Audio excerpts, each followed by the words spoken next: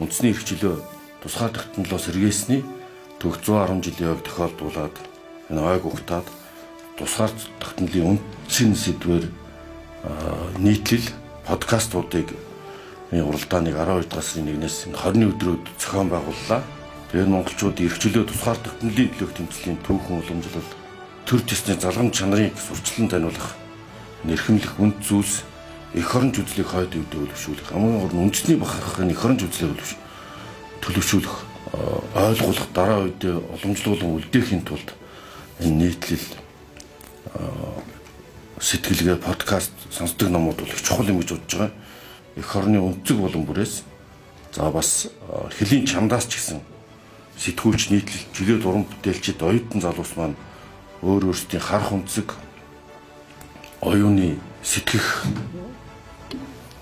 ор илэрхийлэх мэдрэмжээ шингээсэн өөр өөрийн онцлог аястай энэ уралдаанд ирүүлсэн нийт бүтээлүүдээс үндэсний эрх чөлөө тусгаар тогтнол гэх ойлголтыг ямар олон өнцгөр олон цонхоор харж ямар их үнд зүйлсээр хэмжиж болдгийг бид бас хүрээгээ тэллээ гэж бодож байна.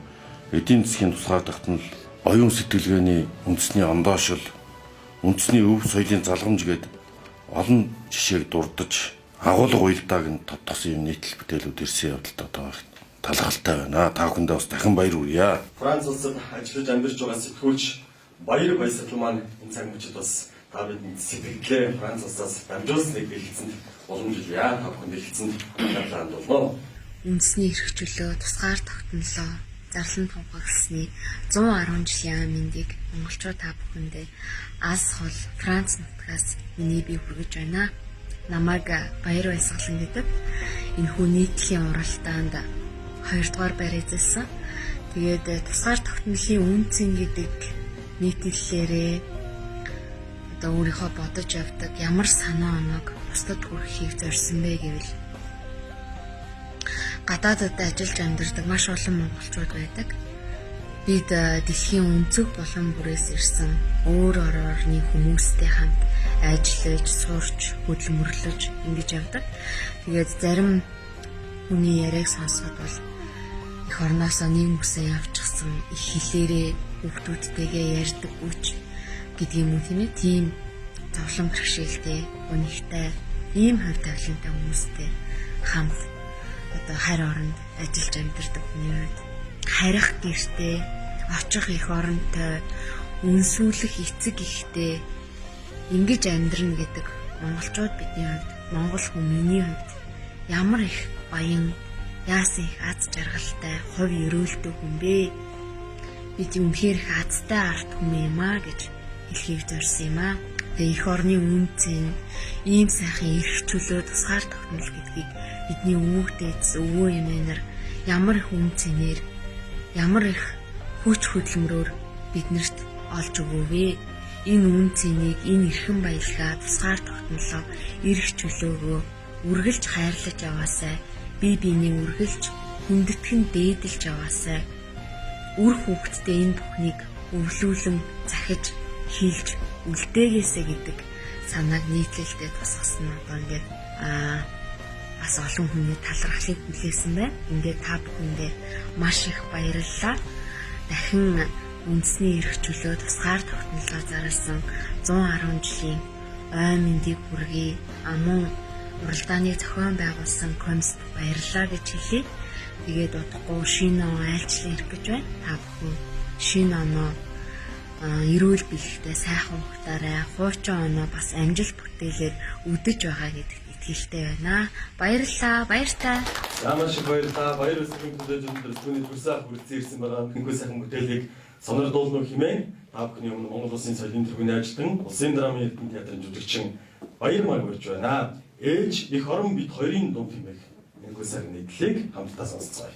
Ээж эх орон бид хоёрын дунд олон олон улс толгод орооцолдсон их тэнгис мөрөн байдаг. Учран золгож, уйлалдан санагалцахын зай мянган мянган улс үндэстэн сая сая хүн зон сар нарны зөвлөгөөр хэмжигддэг юм. Би эх орноосоо тийм л хол суудаг хүн. Гэсэн ч эх орон ижи аав гэдэг сэтгэлийн хаяанд. Нөгөө харцсанд мөнх, зүрхэнд ч мөнх гэдэг шиг харах нүднээс уяатай, халуун зүрхнээс гинжлэгдээстэй байдгийн.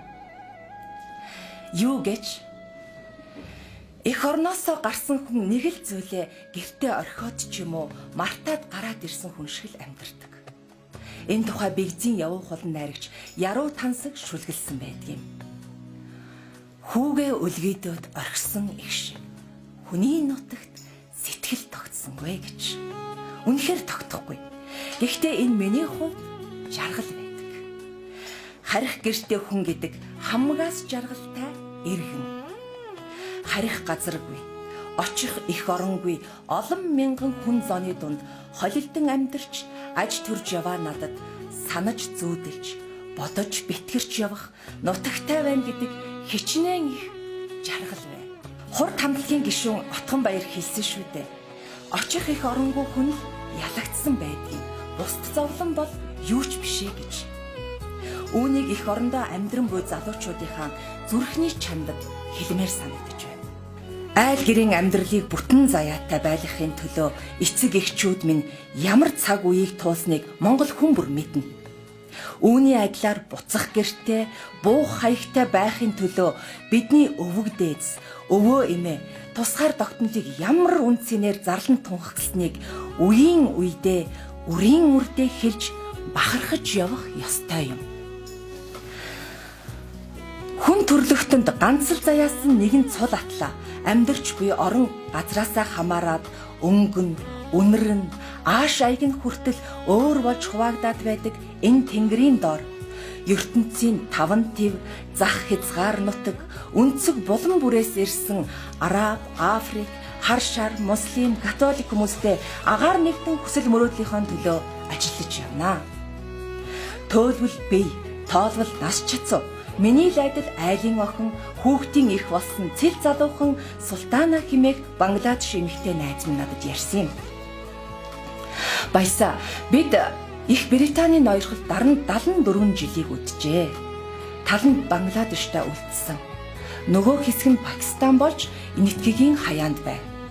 Би цэцэрлэгийн багш мэргэжилтэй. 6 сарын өмнө аавыгаа алдлаа. Уулзч чадаагүй.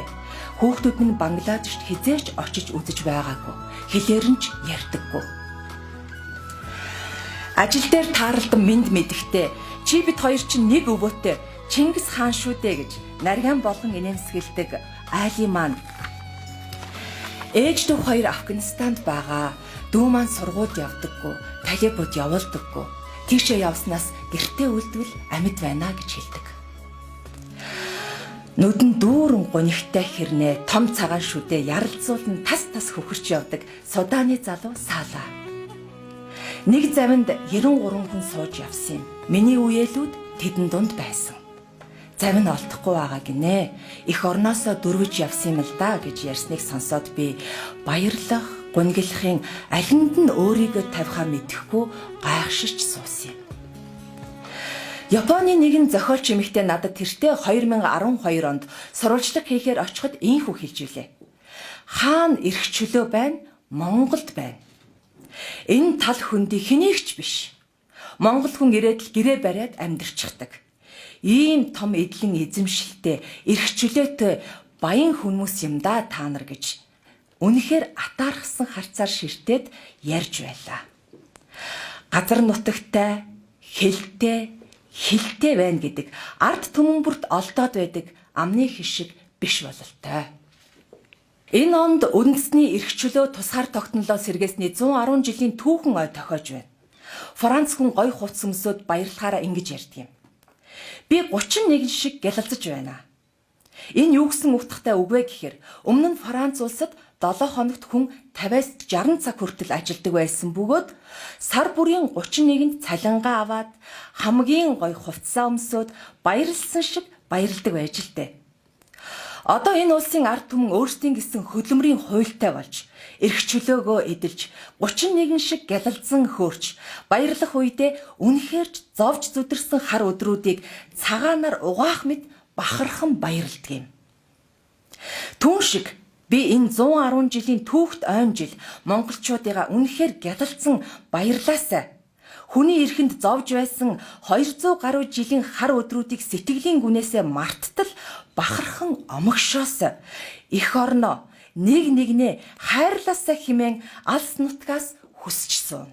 Бас яавал энэ баян амьдралаа тансаг эрх чөлөөгөө бүтэн эх орноо энэ чигээр нь хойч үедээ үр хүүхдтэй үлдээх вэ хэмээн сэтгэлдээ нандинан бодоосоо хэмээн хүсэж байна.